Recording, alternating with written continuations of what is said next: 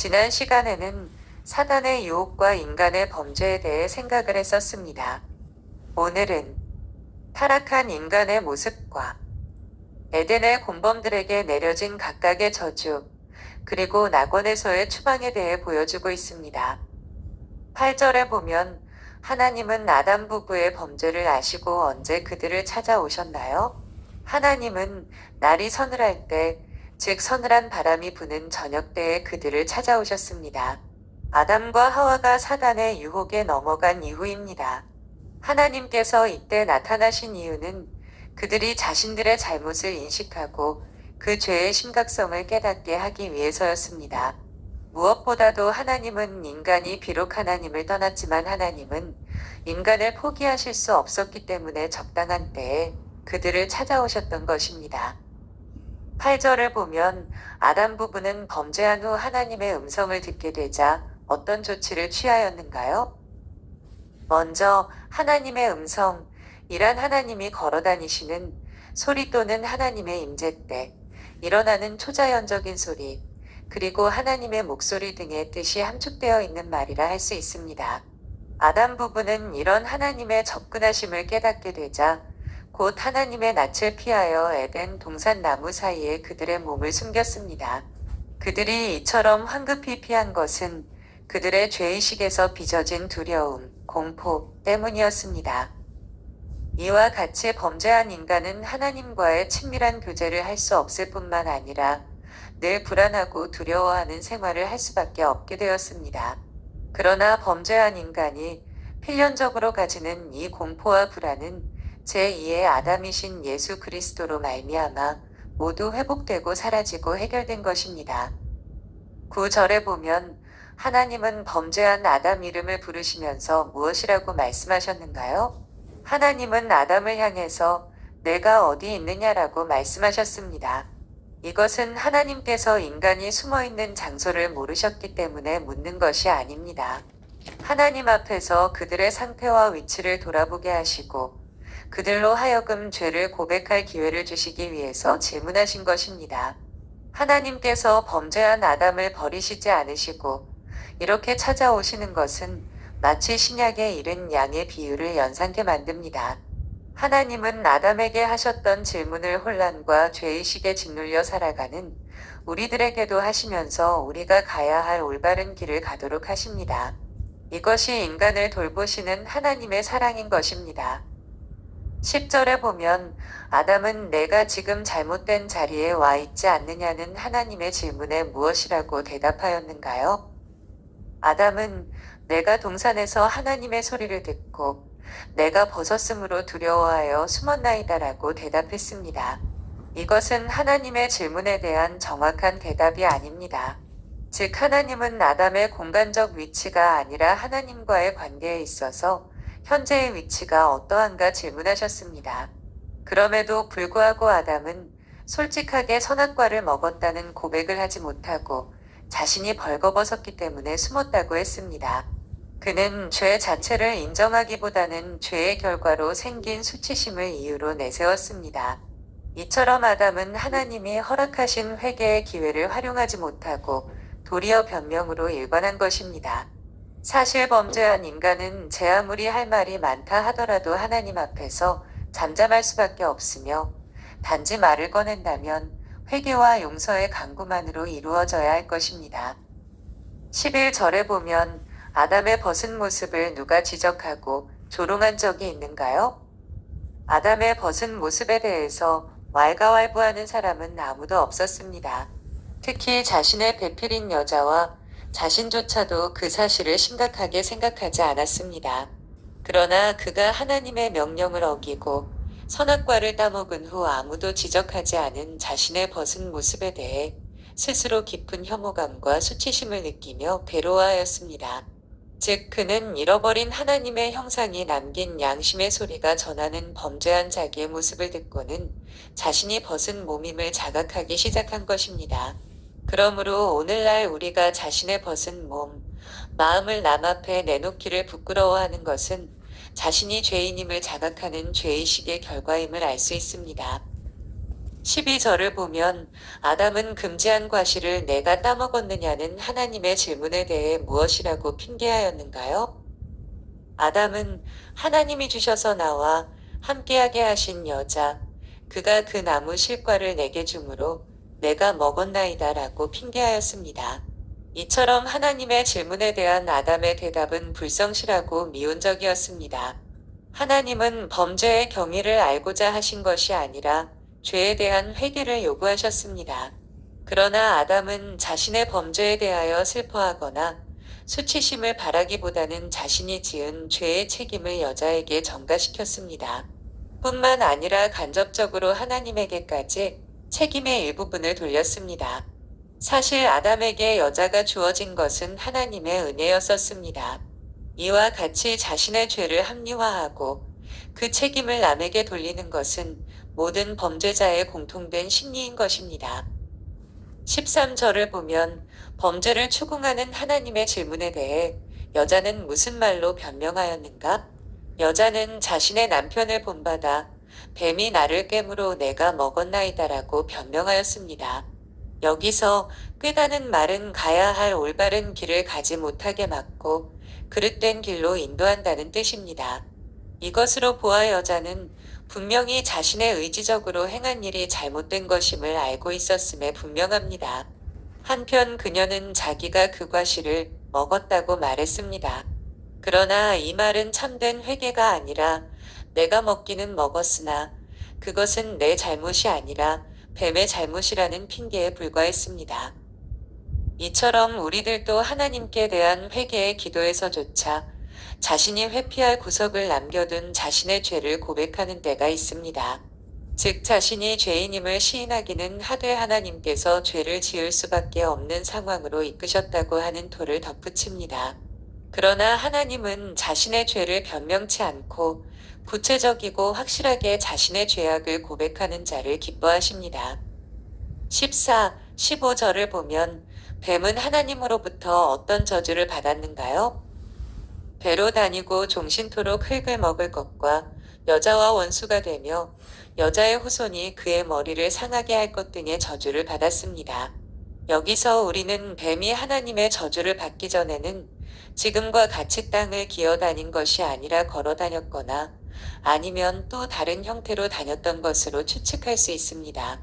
한편 흙을 먹게 될 것이라는 저주는 하나님으로부터 징계받은 피조물로서 종신토록 굴욕 가운데 처한다는 상징적인 표현이자 흙 속의 생물을 음식물로 먹게 될 것이라는 의미입니다.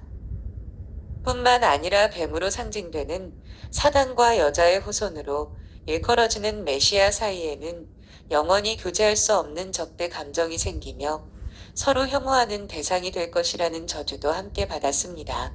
이처럼 뱀은 하나님의 형상을 따라 지음받은 인간을 타락시킨 결과 모든 피조물 중에서 가장 천한 존재로 전락하고 말았습니다.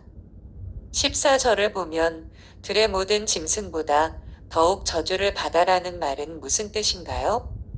여기서 보다에 해당하는 히브리어 미는 비교격 조사가 아니라 로부터라는 의미입니다.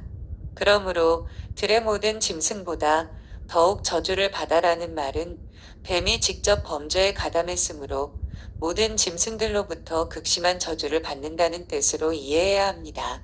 이와 같이 하나님의 사랑을 거부하고 범죄한 자는 하나님의 사랑이 단절될 뿐 아니라 다른 피조물에게서도 교제가 완전히 단절되고 만다는 사실을 배우게 됩니다.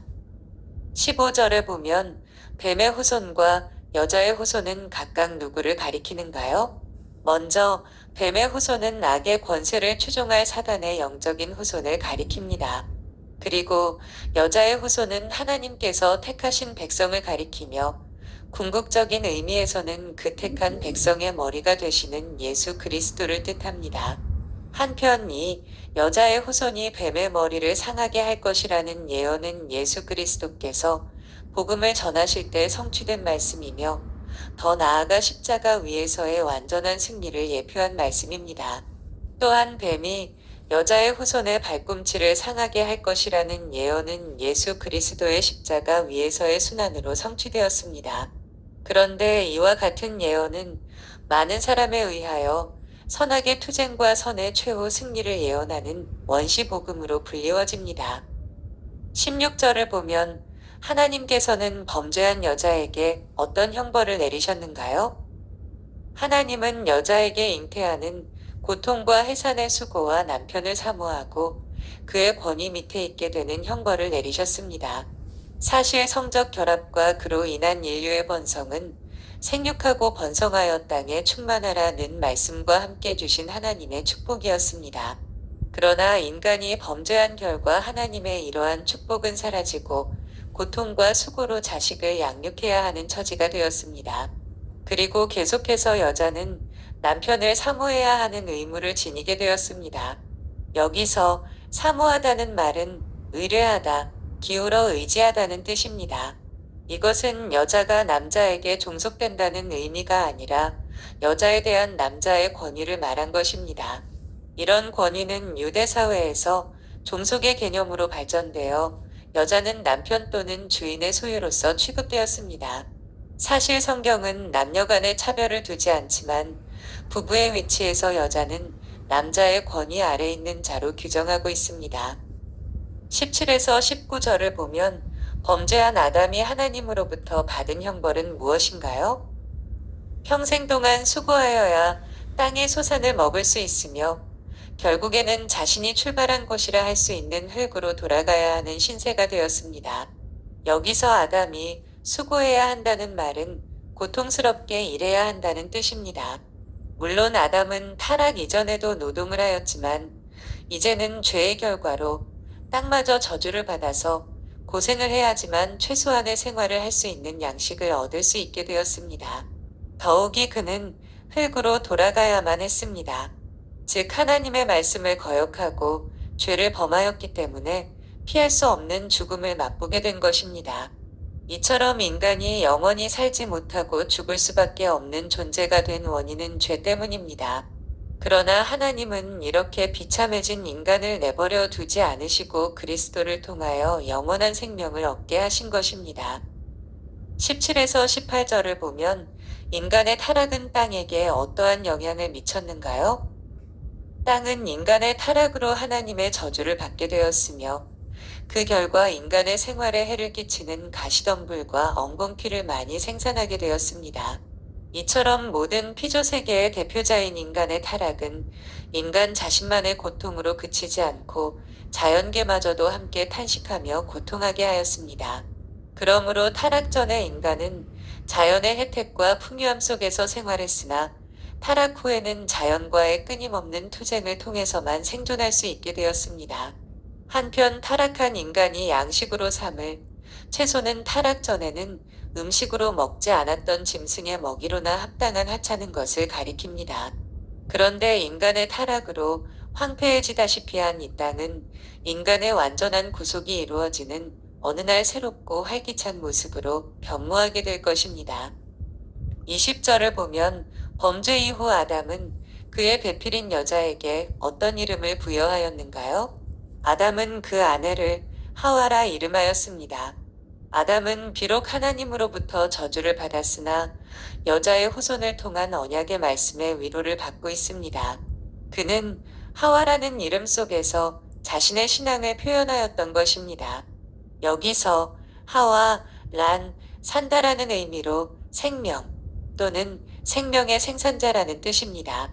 아담은 자신의 이름이 보통 명사였다가 범죄 이후에 고유 명사가 된 것처럼 그는 자기 아내를 일반적 의미에서가 아니라 보다 깊은 의미에서 하나님의 언약을 들은 후 그녀의 본명을 지은 것입니다. 한편 하와의 영어 발음, 이분은 하와가 헬라어 및 라틴어로 옮겨지는 과정에서 발음의 변화를 일으킨 형태입니다. 21절을 보면 하나님은 범죄한 인간에게 무엇을 통해 당신의 자비를 보여주셨는가요? 하나님은 가죽옷을 지어 입히심으로써 범죄한 인간을 향한 당신의 자비를 나타내셨습니다. 여기서 지어 입히셨다는 표현은 하나님이 직접 옷을 만드셨다는 말이 아닙니다. 이것은 하나님의 영감을 받고 인간이 옷을 만든 것을 뜻합니다. 이처럼 하나님께서 옷을 지어 입히신 이유는 인간에게 낙원 외부의 거친 환경 속에서 무사히 살아갈 수 있는 또한 인간의 수치, 벌거벗음을 가릴 수 있는 튼튼한 옷이 필요했기 때문입니다. 그러나 이보다 더 큰 이유는 하나님께서 자신과 인간의 관계를 회복하시기 위해서였습니다. 즉, 가죽옷을 지어 입기 위해서는 동물의 희생이 필요했으며 이것이 인간의 죄를 속하는 역할을 했던 것입니다. 이와 같은 짐승의 희생은 구약시대 전체를 통해 희생의 제사 형식으로 계속되었습니다. 뿐만 아니라 이것은 완전한 속죄의 제물이 되신 예수 그리스도의 죽음을 예표한 것입니다. 22절을 보면 하나님께서 범죄한 인간에게 가죽옷을 지어주신 후 인간이 어떤 위치에까지 올라 있다고 한탄하셨는가요? 하나님은 이 사람이 선악을 아는 일에 우리 중 하나가 되었다고 한탄하셨습니다. 여기서 우리 란 천사나 또 다른 피조물을 상징하는 것이 아니라 하나님의 신격을 나타내는 말입니다. 이 말은 결국 하나님과 인간의 인식 능력이 동일한 위치에 올랐다는 것으로 생각하게 만듭니다. 그러나 창조주 하나님과 범죄한 인간 사이에는 좁힐래야 좁힐 수 없는 큰 격차가 있습니다. 이것은 반어적인 표현으로서 인간이 이제부터는 도덕적 인식을 할 수 있는 존재가 되었다는 뜻으로 이해해야 합니다. 22절을 보면 하나님은 인간이 선악을 구별하는 인식 능력을 소유하게 되자 어떤 염려를 하셨는가요? 그들이 생명나무의 실과를 따먹고 영생할 것이 아닌가 하는 염려를 하셨습니다. 사실 인간이 하나님의 명령을 순종함으로써 하나님과의 교제를 계속했다면 생명나무의 실과는 그들에게 축복이 되었을 것입니다. 그러나 범죄함으로 저주를 받은 후에 영생한다는 것은 인간에게 오히려 불행한 일이 됩니다. 왜냐하면 죄의 상태에서 불멸하는 것은 하나님께서 사람을 위해 계획하셨던 영생이 아니라 오히려 비참한 생활이 끊임없이 반복되는 영원한 형벌이 되기 때문입니다. 이와 같은 의미에서 낙원으로부터의 추방과 생명나무에 접근하지 못하게 하신 하나님의 배려는 인간을 위해 행하시는 당신의 사랑의 한 표현입니다. 즉, 육체적으로는 죽을 수밖에 없는 존재이나 하나님과의 교제가 단절된 영원한 죽음에는 처하지 않게 하시려는 당신의 사랑의 반영인 것입니다. 23절을 보면 하나님은 범죄한 인간을 낙원, 에덴에서 추방하시고 그들에게 어떤 일을 행하도록 하셨는가요? 하나님은 인간을 낙원에서 쫓아낸 후 그의 근본된 토지를 갈게 하셨습니다. 이처럼 인간이 에덴 동산에서 쫓겨나 낙원 밖의 척박한 땅을 경작하게 된 것은 하나님과의 직접적인 교제의 단절을 의미합니다. 그러나 하나님은 인간과의 교제를 영원히 단절하지는 않으셨습니다. 그러므로 인간이 쫓겨난 곳은 고통의 땅이라기보다는 수고의 땅입니다. 인간은 이제 자신이 취함을 받은 흙과의 교제를 선한 목적으로 이용해야 합니다. 즉, 자신이 흙에서 취함받은 하찮은 존재인 줄 알고 다가오는 종말을 생각하며 겸손히 하루하루의 삶을 영위해야 하는 것입니다. 24절을 보면 하나님은 범죄한 인간을 에덴에서 추방하신 후 인간이 에덴에 접근하는 것을 방지하시기 위해 어떤 조치를 취하셨는가요? 에덴 동산 동편의 그룹들과 두루 도는 화염검을 두시어 생명나무의 길을 지키게 하셨습니다.